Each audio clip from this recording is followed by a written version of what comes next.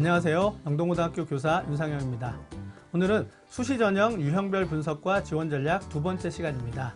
앞서 학생부 종합전형에 대한 강의를 들으셨을 거라고 생각합니다. 오늘은 학생부 교과 전형, 논술 전형, 적성고사 전형, 특기자 전형에 대한 분석과 지원 전략을 중심으로 강의를 드리도록 하겠습니다. 그럼 오늘 강의할 내용을 한번 말씀을 드리도록 하겠습니다. 첫 번째, 학생부 교과 전형의 특징과 지원 전략. 두 번째, 논술 전형의 특징과 지원 전략. 세 번째, 적성 및 특기자 전형의 특징과 지원 전략. 이렇게 세 가지로 구성되어 있습니다. 그럼 첫 번째, 학생부 교과 전형의 특징과 지원 전략부터 설명드리도록 하겠습니다. 먼저 2021 대입 기준 서울 및 수도권 대학의 모집 인원을 한번 비교해 보도록 하겠습니다. 보시는 바와 같이 서울 3개 대학 기준 학생부 종합전형의 모집 인원은 56.7%입니다. 7개 대학 기준은 41.1%, 즉 상위권 대학을 중심으로 학생부 종합전형의 모집 비율이 높다라는 사실을 확인하실 수 있는데요. 자세히 보시면 대학의 범위가 넓어짐에 따라 학생부 종합전형의 모집 비율은 줄어들고 있습니다. 그에 비해서 학생부 교과전형은 상위권 대학 기준으로 11.3% 또는 7.3% 이렇게 보시는 바와 같이 학생부 종합전형보다는 굉장히 적은 비율을 모집하고 있지만 대학의 범위가 넓어짐에 따라 학생부 종합전형과 반대로 모집 비율이 늘어나고 있는 모습을 확인하실 수 있습니다. 그래서 전국 전체 기준으로 따져보면 44.2%를 학생부 교과전형으로 선발하기 때문에 모든 전형 중에서 가장 많은 인원을 선발하고 있다라고 보실 수 있습니다. 세 번째, 논술 위주의 전형은 전국 전체 기준으로 3.6%이기 때문에 모든 대학에서 의미 있는 비율로 모집하지는 않습니다. 하지만 서울 소재 7개 대학부터 서울 소재 15개 대학 기준으로는 거의 13%에서 16%까지 모집을 하고 있기 때문에 특정 수준의 대학에서는 아직도 의미 있는 비율로 모집하고 있다는 점을 유념하시기 바랍니다. 실기 위주의 전형은 서울 소재 3개 대학도 그렇고요. 전국 전체도 그렇고 보시는 바와 같이 다른 전형에 비해서 상당히 작은 비율로 모집하고 있다는 부분을 확인하실 수 있고요. 정시 전형인데요. 정시 전형은 지금 거의 서울 전체 기준으로 30.9%를 선발하고 있기 때문에 상당히 모집 인원이 늘었다라는 부분을 확인하실 수 있습니다. 따라서 정시까지 끝까지 준비하시는 그런 어떤 노력이 좀 필요할 거다라고 생각을 합니다. 그럼 이제 학생부 교과 전형에 대해서 좀 말씀을 드리도록 하겠는데요. 전형 방법에 따라서 일단 학생부 교과 전형을 한번 구분해 보도록 하겠습니다. 먼저 전형 방법에 따라서 교과 100%로 모집을 하는 대학들과 그다음에 교과 외에 다른 전형 요소를 포함한 그런 대학들로 구분해 보실 수 있습니다. 교과 100% 전형은 다시 수능 최저 기준을 적용하는 대학과 수능 최저 기준을 적용하지 않는 대학으로 나눠볼 수 있고요. 마찬가지로 교과 외에 다른 전형 요소가 포함되는 그런 대학들도 수능 최저 기준을 적용하는 대학과 적용하지 않는 대학으로 구분해 보실 수 있습니다. 만약에 교과 100% 전형을 지원하고자 하는데 수능 최저 기준을 맞출 수 있다면 파란색 박스 안에 있는 대학을 지원하시면 되고요.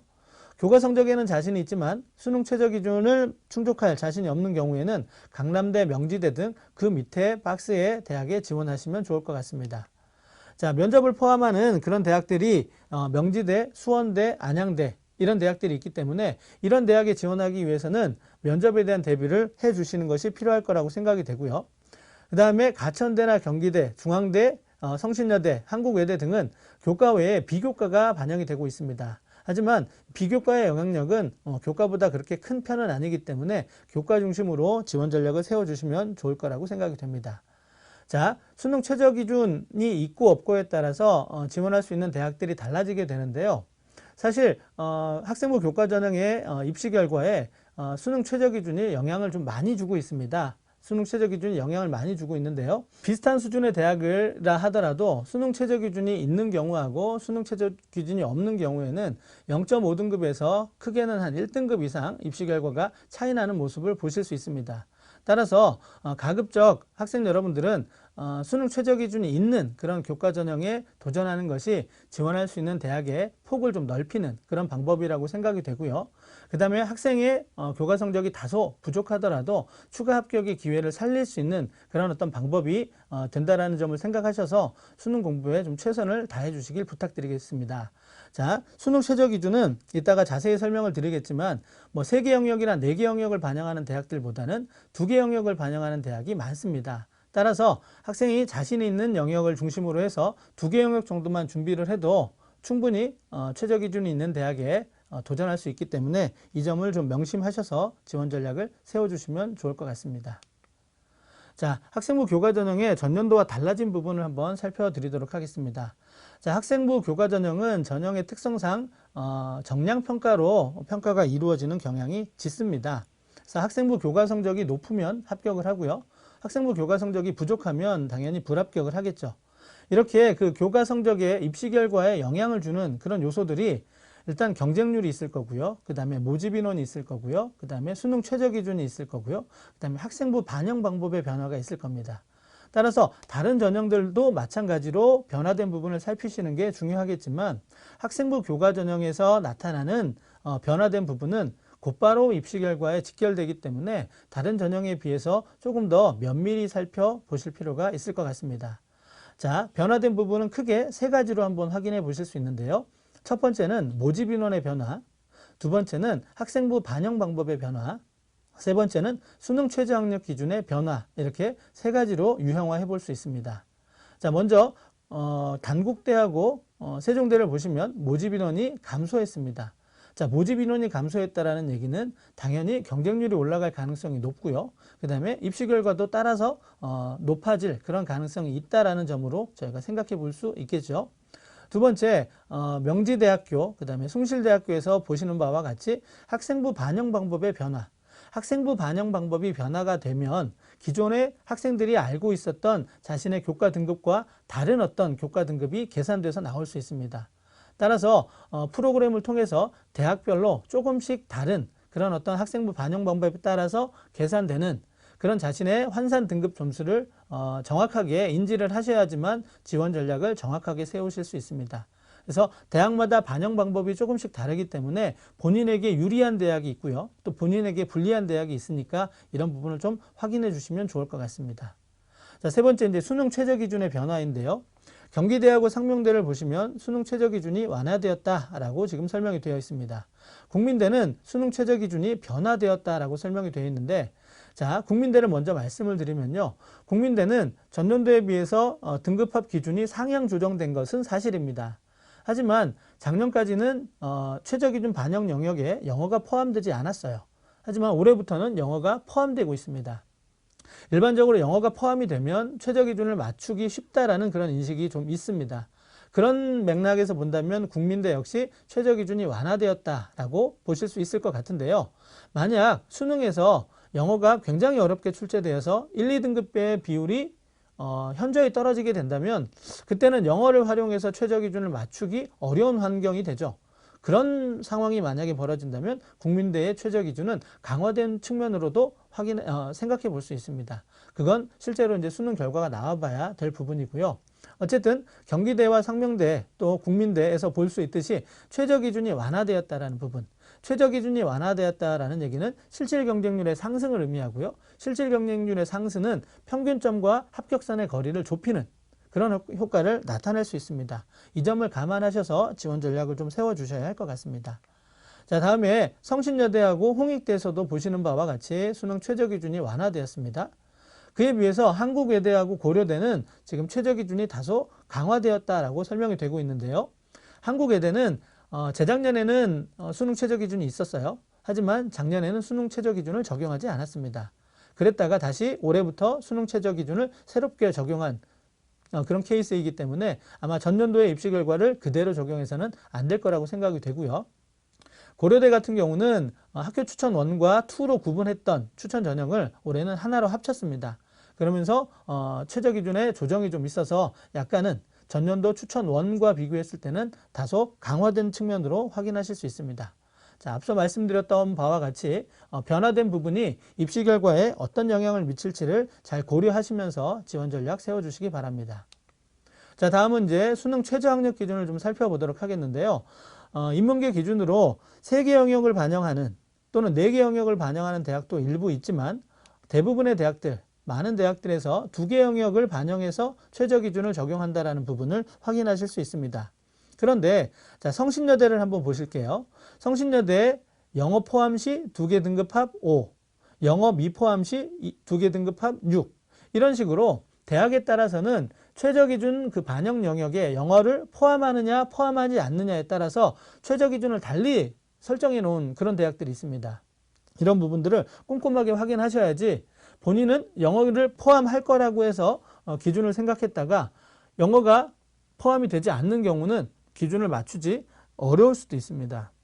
따라서 이런 부분 때문에 몇몇 대학에서 이루어지고 있는 영어 포함 시 또는 영어 미포함 시 달라지는 최저 기준을 정확하게 좀 인지를 해 주시면 좋을 것 같고요. 자, 최저 기준이 또 어떤 식으로 그 교과 전형에서 전략적으로 활용되는지를 잠깐 설명을 좀 드리고자 하는데요. 최저 기준이 있다라는 것은 우리가 알고 있는 명목상 경쟁률, 이게 의미가 없다라는 얘기도 되거든요. 무슨 말씀이냐면 10대 1의 경쟁률에서 최저 기준이 있는 대학은 최저 기준을 통과한 학생들만을 대상으로 합격자를 선발하게 됩니다. 그렇다면 최저 기준을 통과한 비율이 이른바 실질 경쟁률이 되죠. 그런데 최저 기준이 상당히 높다면 실질 경쟁률은 낮게 형성이 될 거고요. 최저 기준이 낮다면 실질 경쟁률은 높게 형성이 될 겁니다. 그러면 여기 지금 대학별로 제시되어 있는 그 최저 기준을 살펴보셨을 때 이 대학의 수준과 비교했을 때 이 최저 기준은 조금 높은 편이다 라고 생각을 해보신다면 그 대학의 실질 경쟁률은 낮아질 거고요. 이 대학의 기준과 비교했을 때 최저 기준이 좀 낮다라고 판단이 되면 그 대학의 실질 경쟁률은 높아지게 될 겁니다. 실질 경쟁률이 높아지게 된다는 얘기는 입시 결과가 그만큼 높아질 것이고요. 평균점도 높아질 것이고 또 평균점에서 커트라인의 거리도 좁아질 그런 가능성이 높죠. 반대로 실질 경쟁률이 낮아지게 되면 평균점도 하락할 가능성이 있지만 평균점에서 커트라인의 거리도 멀어질 수 있는 그런 가능성이 있습니다.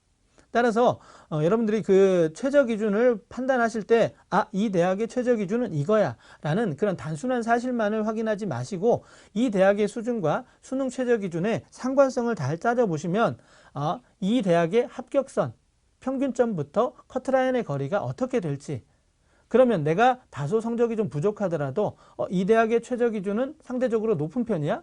그러면 실질 경쟁률이 낮아질 수 있겠네? 그 평균점부터 커트라인의 거리가 조금은 멀어질 수 있겠다. 그러면 나는 이 대학에 지원했을 때 지금 당장은 최초 합격은 어려울 수 있으나 추가 합격의 기회까지는 살려볼 수도 있겠다라는 판단을 내려보실 수 있는 거죠. 이런 식으로 최저 기준을 전략적으로 활용하는 것이 교과 전형에서는 중요하다라는 말씀을 드리고 싶습니다. 자, 이제 자연계열 수능 최저 학력 기준인데요. 마찬가지로 인문계와 마찬가지로 3개 영역이나 4개 영역을 반영하는 그런 대학들도 있지만 역시 2개 영역을 반영하는 대학들이 많다라는 부분을 확인하실 수 있습니다. 그런데 인문계열과 비교를 했을 때 인문계열에서는 2개 합 5를 요구하는 대학들이 많았는데 자연계열에서는 2개 합 6 또는 7을 요구하는 대학들이 많습니다. 이 말은 무슨 말이냐면 같은 수준의 대학에서 인문계열과 자연계열은 자연계열이 조금 더 낮은 최저 기준을 원한다라는 사실을 좀 확인하실 수 있고요. 자연계열에서는 특히 일반 학과와 의대의 또는 간호학과의 최저 기준 적용이 다르다라는 사실을 명심하셔야 될 것 같습니다. 그래서 의대나 간호학과는 일반 학과들보다는 조금 더 높은 최저 기준을 적용한다라는 사실을 명심하시고 지원 전략을 세우시면 될 것 같습니다.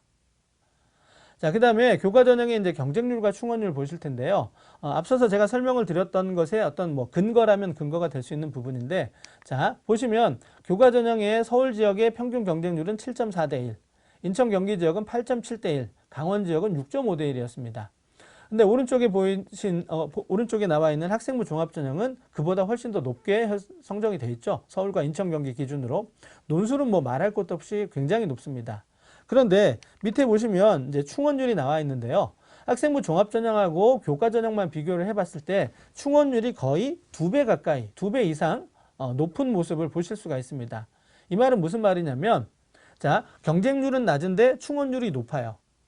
그렇다면 사실은 모집 인원이 10명인데 충원율이 100%라면 사실 모집 인원이 20명인 효과하고 같은 거잖아요. 그래서 이런 부분 때문에 경쟁률도 낮은데 충원율도 높다. 라고 했을 때 실질 경쟁률이 낮다면 그만큼 내 성적이 좀 부족하다 하더라도 한번 도전해 볼 수 있는 여지가 있다라는 거죠.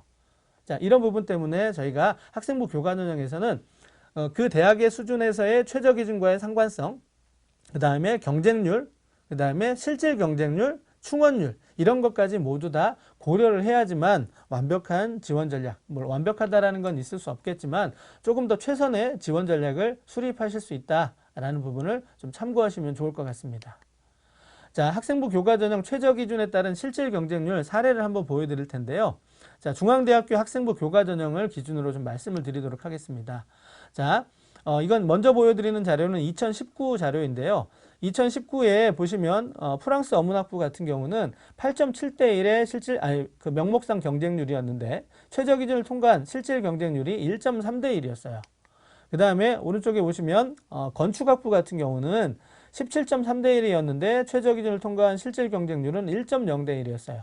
자, 2019년 아시겠지만 국어 영역 시험이 상당히 어려웠습니다. 그래서 시험이 어려웠고 그렇기 때문에 최저 기준을 충족하기 조금은 어려운 환경이었습니다. 그러다 보니까 최저 기준 충족률이 떨어지게 되고요. 실질 경쟁률이 낮아집니다. 실질 경쟁률이 낮아지게 된다는 건 만약에 10명을 뽑고자 하는데 최저 기준을 충족한 친구가 7명밖에 없어요. 그러면 나는 7명이면 내 등급이 몇 등급이라 하더라도 뭐 2등급, 3등급이 아니라 4등급, 5등급이라도 특별한 어떤 모집 요강에서의 제한 요건이 없다면 선발될 수밖에 없다라는 거죠. 그래서 이런 경우 1대1이었기 때문에 최저 기준을 통과하면 거의 합격했을 거 그런 가능성이 높은 거죠. 그랬던 2019년도하고 2020년을 한번 비교를 해보도록 하겠습니다. 2020년을 보시면 여기 지금 자료들이 아까 그 뭐 유럽 문화학부라든가 건축학부와 같이 굉장히 낮았던 실질 경쟁률을 보였던 학과들이 없습니다. 낮아도 3.3, 3.4 이렇게 되고요. 자연계 쪽도 3.6, 뭐 4.0 이렇게 됩니다. 그러니까 작년에는 비교적 그 문제들이 좀 평이한 편이었기 때문에 수능 최저 기준을 자신의 예상과 맞추어서 좀 비슷하게 맞출 수 있었다는 얘기죠. 그러니까 최저 기준을 충족하기 어려운 해는 실질 경쟁률이 낮아질 가능성이 높고요. 최저 기준을 맞추기가 좀 수월한 그런 어떤 해에는 실질 경쟁률이 높아질 수 있다. 실질 경쟁률이 높아진다는 얘기는 당연히 합격선에도 영향을 줄 거고요. 낮아진다는 것도 마찬가지로 합격선에 영향을 줄 수 있다는 부분이죠. 그래서 이런 부분들을 고려해서 지원 전략을 세우시면 아마 도움이 되실 거라고 생각을 합니다. 자, 입시 결과도 마찬가지입니다. 제가 보여드릴게요. 자, 지금 역시 중앙대학교 입시 결과인데요. 파란색 네모가 2019년도고요. 빨간색 동그라미가 2020년도의 합격선입니다. 자, 보시면 파란색 네모와 빨간색 동그라미를 비교했을 때 파란색 네모가 위로 올라가는 그런 모집 단위들이 많죠. 앞선 자료가 뭐였냐면 실질 경쟁률이었죠. 실질 경쟁률이 낮아지면 합격선이 조금은 올라갈 수 있다는 그런 어떤 사실을 기억해 주시면 좋을 것 같습니다. 자, 그 다음에 제가 학생부 교과 전형과 관련해서 두 번째 지원 전략을 좀 말씀을 드리고 싶은데 자, 지방 거점 국립대학을 적극적으로 좀 활용을 해 주셨으면 하는 부분이죠. 자, 뭐 그 전략 같은 부분은 앞서 다 말씀을 드린 부분인데요. 많은 서울 지역 학생들이 지방으로 대학을 진학하기를 좀 꺼려하는 그런 경우가 좀 있습니다. 하지만 지방 거점 국립대학은 상당히 뭐 조건도 좋죠. 나중에 취업도 그렇게 어려운 편은 아니기 때문에 뭐 성적이 여유가 있으면 서울에서 잘했기 때문에 서울에 있는 대학을 가도 괜찮겠지만 성적이 좀 다소 부족하다라고 생각했을 때는 지방 거점 국립대학을 한번 노려보는 것도 괜찮다라는 생각이 드는데요. 이 경우에는 뭐 교과 성적이 우수한 친구들도 물론 지원을 해도 되겠지만 교과 성적이 좀 다소 부족하다. 그래서 3등급, 4등급, 5등급 뭐 이렇게 되는 그래서 내 성적이 이 정도밖에 안 되는데 교과 전형으로 지원할 수 있어? 그런 경우에도 지원할 수 있다라는 사실을 한번 보여드리고자 제가 이 자료를 좀 준비를 했습니다. 일단은 보시면 알겠지만은 지방거점 국립대학은 교과 전형으로 상당히 많은 인원을 선발하고 있습니다. 거의 대부분 최저 기준 있고요. 자, 이 중에서 제가 이제 강원대학교를 자료로 해서 한번 설명을 좀 드리고자 합니다. 자, 작년과 재작년 비교했을 때 재작년에는 최저 기준 충족이 좀 어려웠던 해. 그래서 흔히 말해서 좀 이렇게 정원을 다 못 채우는 학과들이 좀 많았는데 작년에는 그보다는 조금 더 정원을 채운 학과들이 좀 늘었습니다. 하지만 자, 여기서 보시다시피 모집 인원이 53명, 뭐 13명 이렇게 됐었는데요. 최저 기준을 충족한 인원은 그보다 훨씬 더 높았어요. 그런데 최종 등록한 인원을 보니까 경영회계학부 기준으로 자 53명을 모집하려고 했는데 최종으로 43명밖에 등록을 못했습니다. 그러니까 최저 기준 충족자는 더 많았는데 정원을 채우지 못했다라는 거죠. 그 말은 무슨 말이냐면 최저 기준을 충족한 아이들이 전부 다 강원대만 희망한 것이 아니라 다른 대학으로 다 옮겨갔을 수 있다는 부분이죠. 그러면 이 경우에 만약에 본인이 최저 기준을 충족하고 등급이 뭐 5등급이었다 하더라도 합격할 수 있는 그런 조건은 된다라는 거죠. 최저 기준을 맞췄는데 나를 뽑지 않을 수는 없다라는 겁니다. 그러니까 최하 등급이 더 내려갈 수도 있었을 상황이죠. 그 다음에 여기 역사교육과, 그 다음에 수의학과, 물리학과 여기 제시된 학과들은 거의 대부분 최초 모집 인원을 채우지 못한 그런 학과들입니다. 역사교육과는 사범대라서 사실 선호도가 높다라고 보실 수 있죠. 그런데도 지금 6명을 계획했으나 3명밖에 모집을 못했고요. 수의학과도 18명을 최초에 모집하려고 했지만 16명밖에는 등록을 못 시켰고요. 물리학과 같은 경우는 최초에 10명을 모집하려 했으나 최종 등록 인원이 5명입니다. 이런 학과에 만약 자기가 지원을 했다면 또 최저 기준을 맞췄다면 합격할 수 있었겠죠. 그래서 제가 드리고 싶은 말씀은 뭐냐면 교과 성적이 좀 다소 부족하다 하더라도 이렇게 지방 거점 국립대학은 정원을 다 채우지 못하는 그런 어떤 모집 단위들이 제법 나오기 때문에 학과를 지나치게 고집하지 않는다면 뭐 전년도 그다음에 그 이전년도 어떤 이렇게 사례를 통해서 최종 정원을 채우지 못하는 이런 모집 단위에 전략적으로 지원을 해보는 것도 좋은 방법 중에 하나가 아닐까라고 생각을 해서 제가 지원 전략으로 한번 가져와 봤습니다. 이런 부분도 좀 참고하셔서 대학에서 이런 자료들은 다 발표를 하고 있기 때문에 이런 자료를 좀 참고하시면서 올해 교과 전형에서 지원 전략 세워주시면 좋을 것 같습니다. 자, 그 다음에 올해 이제 좀 달라진 부분이 좀 많이 있습니다. 앞서 총론이나 다른 어떤 그 강의를 통해서 들으셨겠지만 올해 이제 입시 중에 가장 큰 특징이 뭐냐면 학령 인구가 많이 감소했다라는 부분이죠. 학령 인구가 거의 5만 명, 6만 명이 줄어들었는데 대학의 모집 인원은 별로 줄어들지 않았습니다. 이런 것들 때문에 올해 이제 교과 전형, 정량적으로 판단할 수 있는 이 학생부 교과 전형에서의 합격선의 변화가 어떻게 될까? 이런 부분이 좀 궁금하거든요. 그래서 이런 조건을 한번 생각해 봤습니다. 학령 인구가 지금 한 5만 명 정도가 줄었고요. 그 다음에 올해 특징은 뭐냐면 개정교육과정이 처음으로 도입된 해입니다. 자, 개정교육과정이 처음으로 도입되다 보니까 많은 학생들이 이제 많은 학교에서 교육과정을 개방형으로 편성을 했습니다. 그러다 보니까 굉장히 많은 다양한 과목들이 개설이 됐고요. 그렇게 많은 과목들이 개설이 되면 당연히 수강 인원이 줄어들게 되죠. 학생 수가 줄어들게 됩니다. 학생 수가 줄어들게 되면 우리가 알고 있다시피 등급을 잘 따기가 좀 어려울 수 있습니다. 그런데 진로 선택 과목 같은 경우가 그런 성향이 조금 더 많이 나타나게 되죠. 근데 이 지금 올해 고등학교 3학년 학생들의 진로 선택 과목의 평가는 상대 평가로 이루어진다는 겁니다. 등급이 매겨진다는 얘기죠. 지금 현재 2학년부터는 절대평가로 나오기 때문에 성취 등급이 비율이 제공이 되고 등급이 나오지는 않습니다. 학령 인구가 감소됐다는 얘기는 1등급을 맞을 수 있는, 2등급을 맞을 수 있는 학생의 총수가 줄어들 수 있다는 거죠. 그 다음에 진로 선택 과목이 상대평가가 됐다는 얘기는 많은 학교에서 교과 등급이 예전보다 조금은 하락할 수 있는 가능성도 있다는 부분이죠. 그런데 모집 인원은 약간 늘었어요. 전체적으로. 그 다음에 연세대 면접형, 그 다음에 고려대 학교 추천 이런 부분이 또 모집 인원이 증가가 됐고요. 그렇게 됐을 때 과연 결과가 이제 어떻게 될 것이냐 이런 부분들 물론 저희 예측대로 반드시 나온다라는 보장은 없지만 전반적으로 봤을 때 조금이라도 합격선이 하락할 수 있는 그런 여지는 좀 있지 않나라는 부분이죠. 그러면 학생 여러분들이 또는 선생님들이 그 상담을 하실 때 전년도의 입시 결과를 참고하시지만 올해는 전년도의 입시 결과보다 약간은 하락할 수도 있다라는 점도 고려하시면서 지원 전략을 세우시는 게 도움이 되지 않을까 싶어서 말씀을 좀 드립니다. 이 부분은 반드시 올해 입시에서는 조금 고려가 되어야 할 부분이라고 생각합니다. 자, 그러면 지금까지 설명을 드렸던 학생부 교과 전형의 특징과 대비를 좀 한번 간단하게 정리를 해보도록 하겠습니다. 자, 중복 합격자가 많아서 추합 비율이 높다라는 특징 설명을 드렸고요. 상위권 대학보다는 사실은 중하위권 대학, 지방거점 국립대학에서 교과 전형의 모집 인원이 늘어난다라는 부분 아까 자료를 통해서 설명을 드렸습니다. 수능 최저 학력 기준이 있고 없고에 따라서 합격선이 달라진다라는 부분 요거 반드시 고려하셔야 되고요. 모집 인원, 경쟁률, 추합 인원, 평균점, 최저점, 수능 최저 학력 기준의 비교, 이런 것들 다양한 어떤 지표를 비교 분석하시면서 합격선을 예측해 보시는 게 좀 필요할 것 같고요. 그 다음에 대학마다 반영 방법이 조금씩 다르거든요. 그러면 나한테 분명 유리한 대학이 있고 나한테 불리한 대학이 있을 수 있습니다. 그래서 대학별로 달라지는 그런 성적을 꼼꼼하게 확인을 하신 후에 대학을 선택하셔야 될 것 같고요.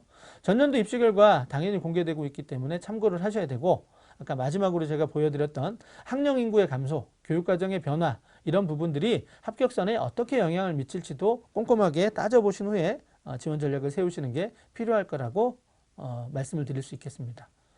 자, 이렇게 이제 첫 번째 학생부 교과 전형에 대해서 설명을 드렸고요. 이제 두 번째 논술 전형의 특징과 지원 전략을 한번 살펴보도록 하겠습니다. 자, 논술 전형을 실시하는 대학들과 전형 요소의 반영 방법을 한번 살펴보도록 하죠. 자, 논술 100%를 실시하는 대학이 건국대, 연세대 서울 캠퍼스, 연세대 미래 캠퍼스. 자, 연세대 미래 캠퍼스는 원주 캠퍼스가 캠퍼스 명칭을 바꾼 거 아마 지금쯤은 다 알고 계시리라고 생각을 합니다. 그 밖에 쭉 보시면 논술 70%에 학생부 30%를 반영하는 대학이 가장 많음을 보실 수 있는데요. 자, 지금 제가 화살표 방향을 위로 했습니다. 이 말은 무슨 말이냐면 갈수록 학생부보다는 논술의 반영 비율을 조금씩 늘리는 대학들이 늘어나고 있다. 이런 부분이죠. 연세대 미래도 홍익대도 산업기술대 한양대도 그다음에 광운대 숙명여대 모두가 다 논술의 비중이 조금씩 증가하고 있다는 부분이죠. 그래서 물론 논술 전형에서 학생부가 반영이 된다 하더라도 영향력이 뭐 교과 전형이라든가 종합 전형에 비해서 상대적으로 약한 것은 사실이지만 어쨌든 논술이 그만큼 늘어난다라는 부분은 논술이 중요하다라는 부분을 조금 더 생각해 보실 수 있을 것 같습니다. 자, 그 다음에 모집 인원인데요. 아시겠지만 논술 전형의 모집 인원은 조금 줄어들고 있습니다. 특히 이런 대학들이죠. 연세대가 올해 가장 많이 줄었습니다. 작년에 607명을 모집하다가 올해는 384명으로, 이화여대는 543명 모집에서 479명으로 이렇게 모집 인원이 좀 줄어들었습니다. 하지만 서강대나 성균관대 같은 경우는 작년하고 모집 인원이 동일하죠. 그러니까 전체적으로 모집 인원이 줄어든 건 맞지만 대학에 따라서는 모집 인원이 줄어들지 않은 그런 대학들도 있다는 부분. 그래서 반드시 확인하시고 지원 전략을 세우셔야 될 것 같습니다. 자, 논술 전형에서 가장 중요한 부분, 준비를 하는 과정에서 가장 중요한 부분은 이 부분이 아닐까 생각을 하는데요. 논술 시험이 어떻게 출제되는지 그 출제 영역을 대학별로 대학별로 다른 그 출제 영역을 좀 확인하시는 겁니다. 자, 먼저 인문계에서 논술 전형을 준비하시려고 하면 이 부분을 먼저 확인하셔야 될 것 같아요. 수학 논술을 감당할 수 있느냐 없느냐죠. 그러니까 수학 논술을 감당할 수 있느냐 없느냐에 따라서 논술 전형의 그 방향성이 잡힐 텐데요. 만약에 학생이 수학 논술을 나는 할 수 없다라고 생각이 되면 지금 인문과 상경으로 분리해서 출제하는 이런 대학들의 인문 계열을 지원하시면 됩니다. 그러니까 건국대학교 국문과, 경희대학교 철학과 이런 데는 수학 논술을 거의 보지 않죠. 그냥 우리가 생각하는 언어 논술 중심으로 문제가 출제가 됩니다. 반대로 나는 수학 논술에 자신이 있다라고 생각을 하면 건국대 경영학과, 경희대 경제학과 이런 데를 지원해 주시는 게 도움이 되죠. 거기는 수학적인 요소가 상당히 높은 그런 어떤 논술 시험을 치르고 있기 때문입니다. 따라서 이 부분이 가장 중요한 포인트가 되어야 할 것 같고요. 그 다음에 자, 두 번째 밑에 보시면 이제 수리 논술이 반영이 되는 대학들 중에서도 좀 두 가지로 구분을 해 보실 수가 있어요. 자, 위에 노란 박스 안에서 인문과 상경으로 분리되는 대학들은 그 대학들의 상경 계열은 주로 언어 논술도 보지만 수학적인 요소가 조금 더 강한 그런 수리 논술 문제를 출제를 합니다. 하지만 인문과 상경으로 분리하지 않는 그런 대학들은 밑에 뭐 지금 보시면 성균관대라든가 아니면 연세대라든가 아주대라든가 이런 대학들은 언어 논술도 보고 수리 논술도 보지만 이 수리 논술이 수학적인 요소가 상대적으로 약한 통계 도표를 분석하는 정도에서 그치는, 그러니까 도표나 그래프, 자료를 해석하는 정도의 수리적인 개념이 조금은 들어가는 이런 정도의 수준이기 때문에 좀 차이가 있다는 부분이죠. 하지만 여기서 저희가 좀 더 생각해야 될 부분은 뭐냐면 인문 상경으로 분리하지 않는 대학은 국문과를 지원하든 경영학과를 지원하든 동일한 유형의 시험을 본다는 겁니다. 물론 오전과 오후로 나눠서 실시하게 되면 모집 단위에 조금 더 친숙한 제시문을 사용하든가 자료를 활용하기 때문에 문제가 실질적으로 나타날 때는 조금의 차이가 있을 수는 있지만은 그래도 기본적으로 유형 자체가 똑같다라는 거 좀 생각을 해 주셔야 될 것 같아요. 그 밖에 이제 아까도 말씀드렸지만 나는 수리적인 요소가 약한 그런 어떤 논술에 도전하고 싶다라고 하면 밑에 언어 논술 쪽으로 돼 있는 그런 대학들을 중심으로 좀 살펴주시면 좋을 것 같고요. 자, 어느 대학이든 최근에 경향성을 봤을 때 경영학과 상경계열 쪽은 굳이 계열을 분리하지 않더라도 도표라든가 그래프 또는 어떤 통계 자료를 분석하는 것들이 조금씩은 늘어나고 있습니다. 저희가 지금 이 분석한 자료는 모집 요강에 나와 있는 자료를 토대로 분석을 한 부분인데 올해 이제 조금의 변화가 또 있을 수도 있어요. 여기에서 지금 유형으로 분류해 준 것과 약간은 실제 논술 시험은 변화가 될 수 있다는 부분도 어느 정도는 좀 감안을 해주시고요. 그 다음에 영어 제시문에서는 이화여대 인문원, 그 다음에 한국외대, 연세대가 영어 제시문을 이제 출제할 수 있다라는 부분이기 때문에 이 대학을 지원하실 때는 이런 부분에 대한 대비도 좀 있으셔야 될 것 같고요. 자, 이제 자연계로 넘어가겠습니다. 자연계는 수학만 보느냐 아니면 수학하고 과학을 같이 보느냐인데 보시다시피 이제 수학을 보는 대학들이 더 많습니다. 따라서 논술 전형의 뜻을 두고 있는 친구라면 먼저 수학 논술부터 준비를 하시는 게 좋겠죠. 그러다가 자신의 모의고사 성적과 비교를 해서 나는 성균관대나 중앙대 또는 경희대, 연세대 이런 대학에 지원하고 싶다면 그 경우에는 과학 논술도 이제 같이 준비를 해 주셔야 될 것 같고요. 그래서 수학만 보느냐 아니면 수학하고 과학을 같이 볼 것이냐 이런 부분을 토대로 해서 대학을 결정해 주시면 좋을 것 같습니다.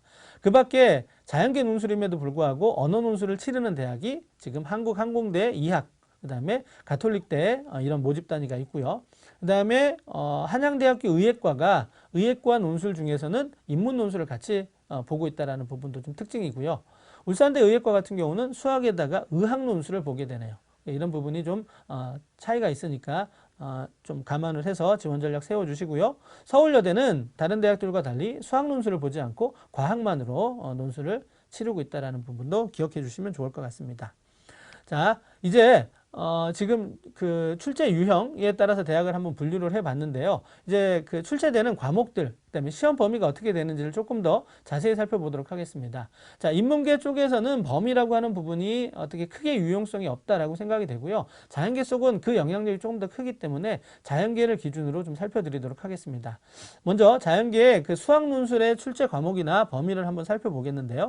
대부분의 대학들이 이제 수학 가형을 기준으로 준비를 하시면 된다 이렇게 보시면 될 것 같고요. 출제 범위가 수학 1, 수학 2, 미적분, 확률과 통계. 물론 실제 수학 가형의 시험 범위에서는 수학 2가 빠지죠. 하지만 수학 1, 2, 미적분, 확률과 통계 전체적으로 봤을 때 대충 수학 가형을 준비하면서 논술도 같이 준비할 수 있는 그런 어떤 유형의 대학들이 가장 많다라는 부분이고요.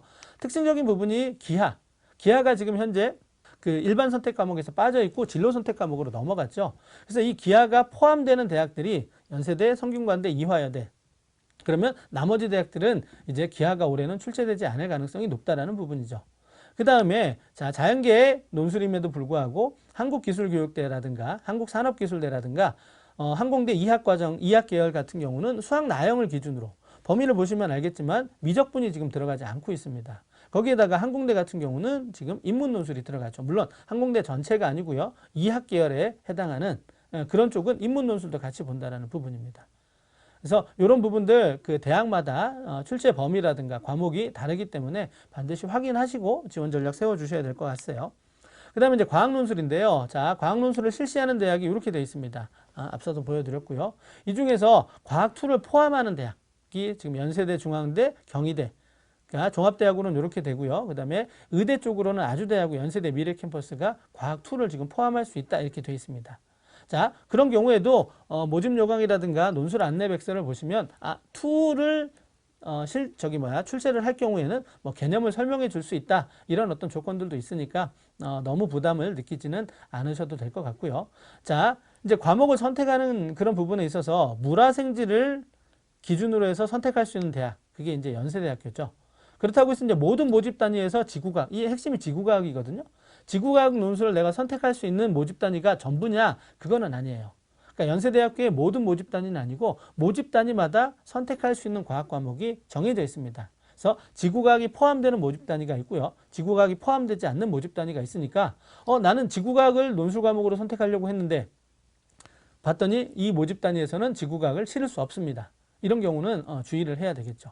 그 다음에 물화생 중에서 이제 선택하는 대학이 거의 대부분의 대학들이고요. 아주대 의학 논술은 당연히 생명과학을 과학 논술로 선택을 해야 됩니다. 서울여대 같은 경우는 과학 통합 논술을 치르게 되고요. 그다음에 의학 논술, 울산대 의예과는 제가 약간 사선으로 해놓은 이유는 이제 과학 과목이 아니라 의학 논술인데 어쨌든 과학하고 조금 더 관련성이 있을 것 같아서 이렇게 가져왔고요. 자, 학과별 지정이 돼 있는 이 부분인데요. 연세대하고 건국대 일부는 자신이 원서를 쓸 때 그 대학에서 지정한 모집 단위별로 지정한 과목들 중에서 하나를 선택을 해야 된다는 부분입니다. 그러니까 연세대는 모든 모집 단위에서 선택할 수 있는 그 과목들을 지정해 놨고요. 건국대는 이제 일부 모집 단위에서 지정이 되어 있기 때문에 이런 부분을 좀 참고해서 지원 전략을 세울 필요가 있겠습니다. 자, 최저 학력 기준은 뭐 지금 보시면은 세계합 6, 7 이런 대학들이 인문계석에 좀 있고요. 그 다음에 두개합 4 또는 뭐 두개합 5, 6 이렇게 되어 있는데 교과 전형과 비교했을 때 뭐 큰 차이가 없거나 약간은 높다라는 느낌을 좀 받을 수 있는데 전체적으로 이제 파란색이 많다라는 건 뭐냐면 파란색은 기준이 완화된 부분이거든요. 그러면 논술 전형도 역시 최저 기준이 조금 더 완화됐다. 최저 기준 완화의 이유는 뭐냐면 학령 인구가 줄었기 때문에 전체적으로 수능에서도 1등급 또는 2등급을 맞을 수 있는 학생 수가 줄어들 수밖에 없죠. 그러면 최저 기준을 충족할 수 있는 그런 인원도 따라서 줄어들 가능성이 높습니다. 이런 이유들 때문에 이제 대학에서 수능 최저 기준을 조금 완화하는 그런 추세들을 좀 보이고 있습니다. 자, 이 역시 교과 전형에서 설명을 드렸던 부분과 좀 같은 맥락인데요. 최저 기준과 그 대학에서의 어떤 수준, 그 대학의 어떤 수준과 최저 기준의 상관성 이런 것들을 비교해 보면 실질 경쟁률이 높을지 낮을지를 어느 정도는 생각해 볼 수 있습니다. 그러니까 이런 부분에서 최저 기준을 좀 활용한 지원 전략이 좀 나와야 될 것 같고요. 단순하게 여기 있는 모든 최저 기준을 저희가 외우고 있다. 외우고 있다라는 것은 큰 의미가 없죠. 외우는 건 언제든지 또 이렇게 뭐 실수할 수 있는 부분도 있기 때문에 이런 건 반드시 자료를 통해서 확인하시면 좋을 거라는 생각이 듭니다. 자, 그 다음에 적용하지 않는 대학들도 이렇게 있고요. 논술 전형 이제 최저 학력 기준 자연계인데요. 자연계는 의대냐 의대가 아니냐에 따라서 다르죠. 의대는 이렇게 보시면 4개 합 5라고 하는 아주 높은 최저 기준을 조건으로 달아 있는 경우가 있고요. 그 다음에 세계 1등급도 있습니다. 그러고 나면 이제 뭐 보시다시피 뭐 세계 합 5 또는 세계 합 6도 일부 좀 있고요. 넘어가면 이제 2개 합 이렇게 4, 5, 6, 7.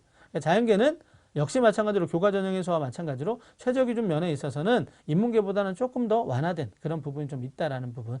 역시 똑같이 미적용되는 부분도 좀 있으니까 반드시 좀 확인을 해 주시면 좋을 것 같습니다.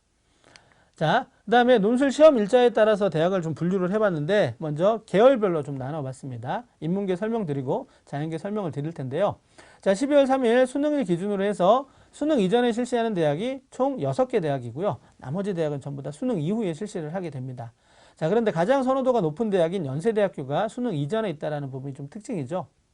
보시면 한 대학씩 거의 대부분 10월 25일을 제외하고 나면 대부분 한 대학이기 때문에 뭐 원서를 쓰면 그렇게 크게 선택을 할 것이냐 말 것이냐 어느 대학을 선택할 것이냐 이런 부분은 크게 고민하지 않으셔도 될 것 같아요.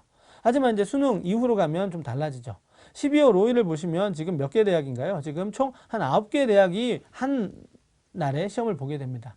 물론 이제 오전과 오후로 나눌 수가 있어서 어떤 친구들은 오전에도 쓰고 오후에도 써서 이렇게 퀵 서비스 같은 걸로 막 이동하고 그러기도 하는데 개인적으로 그런 부분은 좀 바람직한 지원 전략이 아니라고 생각을 합니다. 그렇다면 논술 전형에 지원할 수 있는 아이들은 어느 정도 정해져 있고 그 다음에 또 그 어느 수준의 대학, 어느 수준의 어떤 학생들도 수준별로 학생 수도 어느 정도 정해져 있다면 한 날에 같은 수준의 대학이 한 개를 모집하는 경우와 2개나 3개를 모집하는 경우에는 의미 있는 지원자가 분산될 가능성이 크죠. 그래서 12월 5일처럼 대학이 많이 이렇게 모여서 치르는 대학은 결국 나와 경쟁해야 될 의미 있는 그런 어떤 경쟁자들의 수가 줄어들 수 있다는 부분, 이런 부분을 좀 감안해 두셔야 될 것 같아요. 하지만 수능이 끝나고 난 다음에 곧바로 시험을 또 치러야 되기 때문에 본격적인 준비를 할 수 있는 그런 시간은 또 적다라는 그런 어떤 단점도 있죠. 그러니까 이런 모든 것을 다 고려해서 대학을 좀 결정을 해야 될 것 같은데 우선 성균관대하고 경희대가 좀 비슷한 수준, 물론 성균관대에 대한 선호도가 높지만 그래도 겹칠 수 있는 그런 가능성이 있다라고 생각이 됩니다. 같은 날 좀 시험을 치르게 되고요. 그 다음에 오른쪽에 12월 6일에 서강대하고 한양대가, 그 다음에 12월 12일에 보면 세종대하고 아주대가, 그 다음에 12월 13일에는 중앙대, 외대, 이대가 이렇게 같이 이렇게 치르게 됩니다. 물론 모집 단위를 피해서 뭐 이렇게 지원을 한다면 겹치지 않을 수도 있겠지만 완벽하게 뭐 지금 인하대라든가 한국기술교대처럼 한 날 한 대학만 보는 경우와는 좀 상황이 다를 수 있다라는 부분을 좀 생각하셔서 지원 전략을 좀 세워보시면 좋을 것 같아요. 자연계도 마찬가지입니다. 12월 5일에 보니까 지금 수능 이전에 서울시립대하고 홍익대가 지금 겹치게 나타나 있는 그런 부분들이 있는데 어느 정도의 좀 선호도의 차이가 있을 수 있겠지만 그래도 중복이 좀 될 수 있다. 좀 분산이 될 수 있겠죠. 그다음에 12월 5일에 보시면 가톨릭대하고 울산대 의예과가 한 날이고요. 그다음에 서강대하고 한양대 자연계열이 또 같은 날입니다. 오른쪽에 12월 6일에는 성균관대하고 경희대가 또 한 날이고요. 그다음에 12월 13일에는 세종대하고 아주대가 또 같은 날로 이렇게 잡혀 있습니다. 이런 부분들까지 고려를 하시면 조금 더 좋은 지원 전략을 세울 수 있지 않을까 이렇게 생각을 합니다. 자, 이제 수능 내신 성적과 논술 전형의 합격 관계를 좀 살펴드리겠는데 이 부분은 왜 설명을 드리냐면 논술 전형에서 최저 기준이 많이 반영하지 않는 대학들이 늘어나다 보니까 너도 나도 막 논술 전형을 지원합니다. 앞서서 보셨겠지만 명목상의 경쟁률이 막 50대 1 넘어가고요. 의대 같은 경우는 200대 1, 300대 1 이렇게 됩니다. 그런데 사실 그 모든 그 지원한 학생들이 나와 실질적으로 경쟁해야 될 친구들이냐라는 것을 생각하면 그렇지 않을 수 있거든요. 그러면 논술 시험이긴 하지만 거기에서 중요한 포인트가 되는 것이 뭐냐면 수능 성적 또는 교과 성적이 일정 수준 이상이 되는 친구들이 합격을 하는 사례가 더 늘어나다라는 거죠. 그 다음에 대학의 어떤 그 선호도가 있을 때 우리가 흔히 말하는 상위권 대학과 중위권 대학의 합격자들의 논술 성적은 저희가 단순 비교할 수 없습니다. 자, 참고 자료로 합격자들의 수능 성적과 학생부 교과 성적을 비교를 해봤더니 어느 정도 좀 차이가 있더라는 거죠. 이게 이제 표본이 많으면 조금 더 의미 있는 자료를 만들 수 있는데 2019 대입이라든가 18 대입에서는 표본이 저희가 좀 많았기 때문에 의미 있는 자료들을 좀 뽑아낼 수 있었는데 지금 2020에서는 조금 합격생들의 어떤 그 수가 좀 줄어들었어요. 그래서 조금 보시기에 이렇게 명확하게 드러나지 않는다라고 생각하실 수 있겠지만 어느 정도는 그래도 좀 뽑아볼 수 있을 것 같아서 제가 가져와 봤습니다. 자, 왼쪽에 있는 대학은 연세대학교 합격자고요. 오른쪽에 있는 대학은 건국대학교 합격자입니다. 자, 보시면 가로축은 지금 내신 등급이고요. 세로축은 수능 등급인데 연세대학교 합격자를 보시면 수능 등급이 지금 파란 선 잘 보시겠지만 2등급 전후에서 다 형성이 되어 있죠.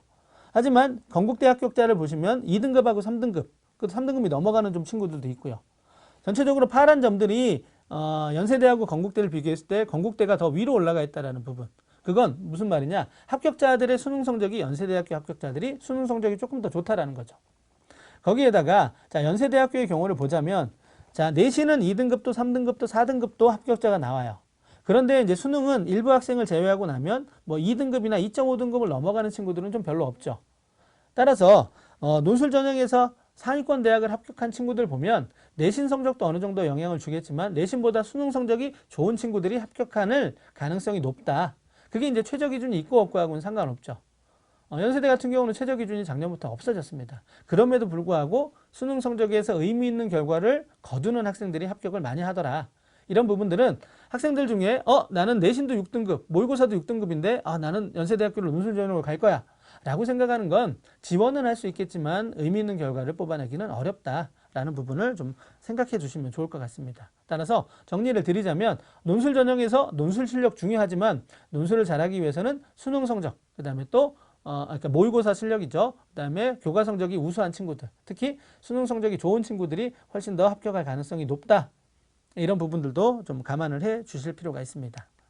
자, 그 다음에 이제 논술 전형 중에서 경쟁률이 너무 높아서 저희가 이제 지원 전략 자체를 고민하지 않는 친구들이 있는데 이 중에서 서울권에 있는 대학만 너무 생각을 해서 이런 결과가 좀 나오지 않나 생각을 해요. 그래서 이제 지방에 있는 대학들을 제가 두 대학을 한번 가져와 봤는데 연세대 미래 캠퍼스의 경쟁률을 좀 한번 보여드리려고 해요. 연세대 미래 캠퍼스의 전체 경쟁률 하면 한 20대 1 정도 된다고 아마 발표가 될 거예요. 그런데 자세히 들어가 보니까 어떻게 되느냐. 의예과가 266대 1이고요. 간호학과가 막 45대 1 이렇게 돼요. 근데 그 두 학과를 제외하고 나니까 나머지 학과들은 보니까 6.5, 6.6 그래요. 이게 실질 경쟁률이 아니라 전체 경쟁률이거든요. 그러면 우리가 흔히 알고 있었던 논술 전형의 경쟁률은 막 50대 1, 60대 1 이런 거였는데 연세대 미래 캠퍼스는 지금 의학하고 보건 계열을 제외하고 나니까 그렇게 높지 않다라는 부분이죠. 그렇다면 나도 충분히 도전을 해볼 수 있지 않느냐. 그러니까 어느 정도 좀 준비를 한다면 연세대 미래 캠퍼스에 도전해 볼 수 있다. 이런 부분을 모르는 학생들이 좀 많이 있습니다. 그러니까 모든 논술 전형이 이렇게 경쟁률이 높은 건 아니냐라고 생각을 하는 학생들이 있어서 제가 이런 자료를 좀 가져와 봤고요. 그 다음에 여기 이제 대전 충남권에 있는 한국기술교육대입니다. 경쟁률 보시면 한 자릿수 경쟁률이죠. 5대1이 채 안 됩니다. 충원율도 뭐 그렇게 높진 않죠. 이건 논술 전형에 보편적으로 나타나는 어떤 그 충원율의 특성인데, 어쨌든 경쟁률 자체가 이렇게 낮다라는 얘기는 사실은 이 중에서도 준비 없이 지원하는 애들도 많을 거잖아요. 그렇다면 내가 조금만 준비를 한다면 이런 대학들에서 의미 있는 결과를 뽑아낼 수도 있다라는 점을 생각하시고 논술 전형 지원 전략을 좀 세우시면 도움이 되지 않을까 싶어서 제가 자료를 좀 준비해 봤습니다. 자, 논술 전형의 경쟁률과 실질 경쟁률의 관계는 뭐 교과 전형하고 유사한 부분이에요. 중앙대를 기준으로 제가 말씀을 드리도록 할 텐데, 자, 파란색 끝자락 굉장히 높이 올라가 있지만 실질 경쟁률은 그보다 많이 떨어진다라는 부분. 학과에 따라서는 더 낮을 수도 있어요. 지금 여기 보시면 유아교육과 같은 경우는 4대1 경쟁률 나왔네요. 다른 대학들은 뭐 실질 경쟁률이라 하더라도 뭐 19대1 이렇게 올라가는 데도 있지만, 그러니까 논술 전형에서 생각하실 부분은 모집 단위에 따라서 실질 경쟁률의 차이도 크다라는 부분. 그렇다면 본인이 학과에 대해서 반드시 이 학과를 가야 되겠다라는 생각이 없다면 조금은 학과를 좀 이렇게 융통성 있게 선택을 하셔도 되지 않을까 싶습니다. 자, 이제 논술 전형의 특징과 대비를 좀 정리를 해보도록 할 텐데요. 모집 인원이 조금씩이나마 감소를 하고 있고요. 그 다음에 최저 기준은 완화된다라는 특징이 좀 있고요. 그 다음에 교육과정 내로 출제 범위가 이제 포함됐어요. 교육과정을 넘어가면 이제 여러 가지 제재를 받기 때문에 교육과정 아닙니다. 그리고 시험 범위가 조금씩 이제 어떻게 돼요? 다 대학마다 조금씩 달라요. 수학도 그다음에 과학도 조금씩 다르다라는 거 제가 설명을 드렸죠. 그래서 범위를 반드시 확인하고 대학을 선택해 주셔야 되는데 문제가 그렇게 어렵지는 않습니다. 그래서 조금씩 쉬워지고 있기 때문에 논술 문제가 너무 어려울 거다라는 생각은 좀 안 해주셨으면 좋겠고요. 논술 문제가 이제 어느 정도 유형화되어 있기 때문에 또 대학의 자료들이 많이 있죠. 그래서 대비하기도 그렇게는 어렵지 않다라는 부분 좀 말씀을 좀 드리고 싶습니다. 자, 그 다음에 이제 밑에서 세 번째, 준비 없는 상향 지원, 이거 금물이에요. 그러니까 절대로 준비 없는 상향 지원하지 않도록 해주시고요. 그 다음에 교과 및 수능 성적이 일정 수준 이상인 학생이 지원하는 게 바람직하다. 제 개인적으로는 논술 전형에 올인하는 친구보다는 논술 전형과 수능을 병행해서 준비하는 게 좀 합리적이지 않을까라고 생각을 합니다. 그래서 수능 성적이 일정 수준을 나와주는 그런 학생들 를 중에서 내가 학생부 위주의 전형에 지원하기가 조금 어려운 조건이다라고 생각했을 때 논술 전형을 병행해서 준비하는 이게 좀 바람직한 전략이 아닐까라고 생각을 하고요. 따라서 1순위는 정시 전형을 잡고 2순위를 논술 전형으로 잡아주는 게 좋고요. 모의고사 성적이 잘 나오면 논술 준비를 조금 늘리시고 모의고 성적이 떨어지면 논술을 조금 줄여서 수능에 조금 더 집중하는 것이 확률적으로 조금 더 낫다라는 생각을 합니다. 이건 개인차가 있을 수 있는 부분이기 때문에 감안해서 들어주시면 좋을 것 같습니다. 자, 그 다음에 이제 세 번째 파트입니다. 세 번째, 적성 및 특기자 전형의 특징과 지원 전략을 좀 살펴드리도록 하겠습니다. 자, 이 부분에 대한 내용을 한번 보시도록 하죠. 자, 먼저 적성시험 모집대학입니다. 아시겠지만 올해가 마지막이죠. 적성시험을 선발하는 쪽은 내년부터는 이제 적성은 폐지가 되는 부분인데 올해 이제 가장 큰 특징은 이제 홍익대 세종 캠퍼스가 선발하지 않는다라는 부분이죠. 그리고 전체적으로 봤을 때 모집 인원의 변화가 그렇게 크지는 않습니다. 하지만 한국산업기술대가 지금 300명에서 200명으로 100명을 줄였고요. 그 밖에 이제 보시면 일부 지금 한신대나 고려대 세종 캠퍼스 같은 경우는 조금 소폭 증가한 그런 어떤 모습을 보실 수 있는데 그 외에 이제 많은 대학들에서 전년도와 큰 변화, 모집 인원상의 큰 변화를 보이지는 않는다라는 부분 좀 확인하실 수 있고요. 그 다음에 최저 기준이 있는 대학이 2개가 있습니다. 고려대 세종 캠퍼스는 전체가 다 최저 기준이 있고요. 평택대학교는 간호학과만 최저 기준이 있습니다. 이 부분 확인을 좀 하셔야 될 것 같고요. 모집 인원의 변화는 좀 전에 제가 설명을 좀 드렸습니다. 자, 적성시험의 출제 과목인데요. 지금 보시면 시험 일자 기준으로 정리를 해봤습니다. 지금 첫 페이지에 나와 있는 적성시험 전형은 어떻게 된 부분이냐면 수능 이전이죠. 그리고 이제 다음 페이지에는 이제 수능 이후에 보는 대학들일 텐데 10월 11일입니다. 10월 11일이면 별로 안 남았죠. 그러면 적성에 뜻을 둔 친구라면 조금 더 일찍부터 좀 준비를 할 필요가 있을 것 같다라는 생각이 들고요. 출제 과목 및 문항수를 보시면 대부분이 지금 국어하고 수학을 지금 출제 과목으로 하고 있습니다. 하지만 지금 을지대학교만 영어가 들어갑니다. 그래서 이렇게 대학마다 조금 차이가 있어서 국어하고 수학을 중심으로 지원 전략을 세우는 것 맞지만, 준비하는 것이 맞지만 을지대에 만약에 뜻을 두고 있다면 영어까지 같이 해야 된다는 부분이죠. 그 다음에 문항별 배점이 계열에 따라서 달라요.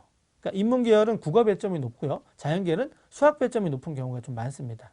네, 그런 부분들. 그 다음에 을지대 같은 경우는 특징이 난이도에 따라서 또 차등 배점을 한다고 하죠. 그러니까 이런 어떤 그 개별적인 대학의 특징들도 좀 감안을 하시면서 내가 생각을 해 보셔야 될 것 같고요. 시험 시간은 대략 지금 보니까 다 60분이네요. 왼쪽에 문제를 보니까 대략적으로 한 50문제, 60문제 정도 되네요. 그러니까 1분 또는 1분이 안 되는 1분 남짓 시간 동안 한 문제를 해결해야 되기 때문에 좀 빠른 어떤 문제풀이 속도, 그래서 훈련이 좀 필요하다고 많은 사람들이 얘기를 하죠. 그러니까 전혀 준비가 없다가 적성 문제를 풀게 되면 그 스피드에 따라가지를 못해서 결국은 뒷문제를 좀 남기는 그런 어떤 학생들 좀 나옵니다. 따라서 적성 전형에 뜻을 두고 있는 친구라면 일정 기간 이상의 좀 준비가 필요하지 않나 이렇게 생각을 합니다. 자, 두 번째 이제 수능 이후에 있는 대학들인데요. 지금 이제 5개 대학이 수능 이후에 이제 보게 되고요. 가장 선호도가 높다라고 할 수 있는 가천대라든가 고려대 세종 캠퍼스가 이제 수능 이후에 있으니까 수능까지 충실하고 그다음에 수능 이후에 준비를 해도 되지 않을까 싶고요. 그다음에 또 요 두 대학이 다른 대학과 조금 다른 출제 과목을 보이고 있네요. 가천대 같은 경우는 국어, 영어, 수학을 다 반영을 하고요. 고려대 세종 캠퍼스 같은 경우는 인문계에서는 국어와 영어, 자연계에서는 수학과 영어를 지금 반영하고 있다는 특징이 있으니까 저희가 좀 감안을 해 주셔야 될 것 같습니다. 그 다음에 시험 시간을 보니까 고려대 세종 캠퍼스 같은 경우는 또 80분이네요. 한국산업기술대도 70분. 앞서 수능 이전에 있는 대학들이 거의 대부분 60분이었던 것과 비교했을 때 조금은 길다라는 거 좀 감안해 주시고요. 그 다음에 문항수는 대부분 40문항에서 50문항, 60문항 정도 되죠. 그래서 이런 어떤 문항수와 시험 시간을 고려해서 내가 한 문제를 몇 분 정도에 풀어야 될지에 대한 계획도 좀 세워주실 필요가 있을 것 같습니다. 자, 그 다음에 이제 학생부 급관 점수 차이와 적성 문항수의 관계인데, 적성 전형은 대부분 다 똑같아요. 대학마다. 적성이 40%, 그 다음에 학생부가 60% 들어갑니다. 그러니까 학생부의 비중이 더 높죠.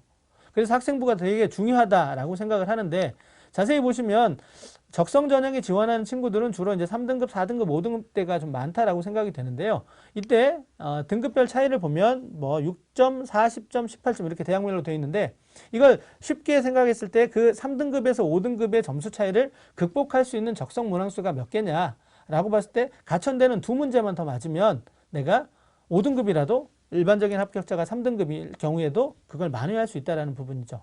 물론 3, 6대는 6문제나 만져야 되기 때문에 학생부가 부족하다면 약간 상대적으로 불리할 수 있는 부분이죠. 그래서 이런 어떤 그 자료를 토대로 해서 본인의 학생부 성적과 이 대학에서의 적성 시험 문제의 점수 비중이 어떻게 되느냐를 감안하셔서 대학을 선택하시고 준비를 하셔야 될 것 같습니다. 자, 적성고사에서 합격자들의 성적이 공개되는 대학들이 있는데 보시면 50문제라고 해서 50문제 거의 다 맞아야지만 합격하는 그런 대학들보다는 50문제라 하더라도 한 40문제라든가 어느 대학에 따라서는 뭐 35, 36문제로 합격선이 결정이 되는 경우들이 있습니다. 따라서 적성 문제를 통해서 어느 정도는 학생부의 부족한 부분이 보완이 될 수 있다라는, 만회가 될 수 있다라는 부분을 조금 생각하시면서 지원 전략 세우시면 좋을 것 같아요. 자, 적성시험의 특징과 대비를 한번 정리를 좀 해드리도록 하겠습니다. 설명을 거의 다 드렸던 부분인데요. 지금 아까 말씀드렸다시피 적성 문제의 배점이 좀 높다. 하지만 어느 대학에서는 학생부의 영향력이 크다. 이런 부분을 일률적으로 적용해서는 안 된다. 이런 부분 좀 말씀을 드리고요. 국어, 영어, 수학 중심, 특히 국어하고 수학 중심으로 이제 출제가 된다라는 부분 좀 생각을 해 주시고요. 그때 이제 수학 같은 경우는 수학 가형이 아니라 수학 나형 시험 범위가 대부분이에요. 그래서 자연계 학생들 중에서도 내가 과연 적성과 병행해서 준비를 한다면 수학 가형을 고집할지 아니면 수학 나형으로 바꿀지 이런 부분들도 담임쌤하고 한번 상담을 해 보실 필요가 있을 거라고 생각을 합니다. 그 다음에 수능 이후에 시험을 보는 대학이 5대학이나 있기 때문에 병행 준비도 가능하지만 수능 이후에 집중하는 이런 부분도 좀 필요하죠. 그래서 수능 공부에 소홀하지 않도록 해주기를 좀 당부드리도록 하겠습니다. 자, 이제 오늘 자료의 마지막 설명 자료가 되겠는데요. 특기자 전형입니다. 자, 특기자 전형은 이렇게 이제 한 슬라이드에 전부 다 자료를 좀 모아봤습니다. 왜냐면 특기자 전형은 뭐 아시다시피 조금씩 감소되는 추세가 좀 강하고요. 특기자 전형에서는 이제 특기 분야가 어떻게 되느냐라고 하는 부분인데, 자, 어학 특기자가 이제 가장 많은 대학에서 모집을 하고 있고요. 그다음에 두 번째는 소프트웨어 인재 전형이 늘어나고 있습니다. 그러니까 대부분 특기자가 감소하고 있는데 소프트웨어 인재 전형만 좀 늘어나고 있습니다. 자, 그런데 소프트웨어 인재 전형은 사실은 특기자로 분류하는 이런 대학들은 조금 줄어들고 있어요. 오히려 밑에 보시면 알겠지만 학종으로 모집하는 대학들이 늘어나요. 그러니까 같은 유형, 성격을 가지고 있는 학생들이 준비할 수 있는 그런 대학들이기 때문에 같이 가져왔는데, 전체적으로 학종이 됐든 특기자가 됐든 소프트웨어 인재 전형은 좀 증가 추세에 있다는 부분을 감안해 주시면 좋을 것 같고요. 자, 이 자료에서 지금 빨간색으로 되어 있는 부분들은 지금 뭐냐면 모집 인원이 감소한 그런 어떤 대학들이고요. 자, 당연히 빨간색 실선이 그어져 있는 부분은 작년에는 모집을 했지만 올해는 모집을 하지 않는 그런 대학들. 다른 대학들과 다른 유형의 전형과 좀 다른 차이가 있기 때문에 제가 그 폐지된 대학들도 여기다 지금 일단 표시를 좀 해놨습니다. 그런 부분 좀 감안해 주시고요. 그 다음에 사선으로 기울어져 있는 뭐 어학 특기자 전형에서 동덕여대 같은 경우는 수능 최저 기준이 있습니다. 그러니까 수능 최저 기준이 필요한 그런 어떤 특기자 전형도 있고요. 그 다음에 학생부 교과 전형이 반영되는 그런 어떤 특기자 전형도 있고요. 면접을 보는 전형은 많죠. 그래서 특기 분야라고 해서 해당 특기에 대한 단순한 어떤 능력만 가지고 있다라고 해서 되는 부분은 아니다라는 부분이죠. 대학에 따라서 또는 특기 유형에 따라서 다른 어떤 전형 요소를 요구하는 그런 어떤 전형들이 많기 때문에 이 부분을 조금 더 감안을 해 주실 필요가 있다라는 부분을 좀 말씀을 좀 드리고 싶습니다. 자, 그 다음에 문학특기자 쪽을 보시면 동국대에서 23명, 뭐 전체 대학 수는 적지만 동국대 기준으로는 상당히 많은 인원을 선발하고 있죠. 그 다음에 과학특기자도 이화여대에서 54명이고요. 그 다음에 국제특기자 역시 이화여대에서 54명, 어학특기자 이화여대에서 57명입니다. 그러니까 특기자가 많은 대학에서 감소했지만 이화여대는 아직도 꽤 많은 인원이 좀 남아있다는 부분이고, 국제특기자의 연세대학교 125명, 이 부분도 무시 못할 숫자이죠. 이런 부분 좀 감안해 주시고요. 전체적으로 봤을 때는 이제 소프트웨어 인재 전형이 좀 많이 늘어나고 있다라는 부분들, 밑에 학종의 유형으로 모집하는 대학까지 포함해서 늘어나고 있다는 부분을 감안하시고 지원 전략을 세워주시면 좋을 것 같습니다. 자, 이제 마지막 슬라이드인데요. 특기자 전형의 특징과 이제 대비를 한번 정리를 해드리도록 하죠. 자, 앞서 말씀을 드렸던 것처럼 소프트웨어 특기자 전형을 제외하면 거의 감소 추세에 있다는 부분. 그 다음에 전체 모집 인원은 당연히 적지만 모집 단위별 모집 인원도 적은 편이기 때문에 특기자 전형 하나에만 올인하는 건 좀 바람직하지 않은 전략이라고 생각을 합니다. 그래서 다른 어떤 그 전형 요소에 대한 준비가 되어 있다면, 또 준비가 되어 있지 않더라도 반드시 다른 전형과 병행해서 준비하는 것이 좀 필요하다라는 말씀을 좀 드리고 싶고요. 해당 분야의 특기가 물론 중요하죠. 하지만 교과 성적이라든가 비교과 또는 수능 최저 기준, 면접 이런 다른 요소들도 더 중요하기 때문에 함께 준비를 해야 된다라는 부분도 좀 말씀을 드리고요. 중요한 건 다른 전형에 비해서 이제 지원 자격의 제한이 좀 있습니다. 그래서 그 지원 자격을 반드시 확인하고 지원을 좀 해주시고요. 소프트웨어 특기자 전형에서 제가 당부를 드리는 것이, 아까 말씀드렸지만 같은 소프트웨어 인재 전형이라 하더라도 어느 대학은 특기자로, 어느 대학은 학생부 종합 전형으로 모집을 합니다. 이런 경우에 같은 학과를 지원한다라고 해서 동일한 자소서를 쓰게 되면, 만약 특기자 전형 쪽에서 교회 활동 내용을 자소서에 포함한 경우를 그대로 학종 모집 대학에 지원을 하면 감점이 되거나 불이익을 받을 수 있습니다. 그래서 이런 부분을 반드시 최종적으로 확인하는 것이 필요하다라고 생각을 합니다. 자, 이런 부분을 좀 유의하면서 특기자 전형에 지원해 주시기를 부탁을 드리도록 하겠습니다. 자, 그러면 이것으로 오늘 제가 준비한 내용을 모두 마쳤고요. 학생부 교과 전형, 그 다음에 논술 전형, 적성 및 특기자 전형에 대한 분석과 지원 전략 설명회를 마치도록 하겠습니다. 감사합니다.